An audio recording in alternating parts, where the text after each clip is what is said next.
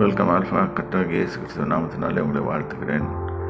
உபாகமம் 27ஆம் அதிகாரத்தில் சாபங்களை குறித்து நம்ம படித்து கொண்டு வருகிறோம்.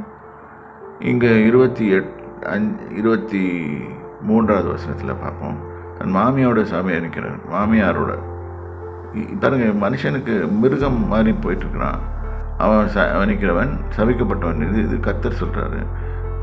ஆனால் இதுவும் இன்றைக்கும் இந்த பாவங்களாக நடந்திருக்கு. இந்த பாவமெல்லாம் இருக்கிறபோது சபை எப்படி ஆசீர்வதிக்கப்படும்? சபை ஆசீர்வதிக்கப்படும். இண்டிவிஜுவல்ஸ் எப்படி ஆசீர்வதிக்கப்பட்டிருப்பாங்க? இதெல்லாம் அவங்கவுங்க மனசாட்சிக்கு தெரியணும். மனசாட்சிக்கு தெரிஞ்சு அவர்கள் அதை விட்டு விலக வேண்டும்.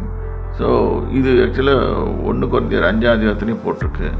ஸோ ரொம்ப கேர்ஃபுல்லாக நமக்கு இருக்க வேண்டும். இந்த மாதிரி காரியங்களை குறித்து நாம் கர்த்தரை பிரியப்படுத்துகிறவர்களாக ஜீவிக்க வேண்டும்.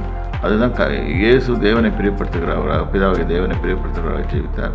நம்மளும் கர்த்தர் இயேசுவை பிரியப்படுத்துகிறவர்களாக ஜீவிக்க வேண்டும். கர்த்தர் உங்களை ஆசீர்வதிப்பாராக. கர்த்தருடைய நாமத்துக்கு ஸ்தோத்திரம்.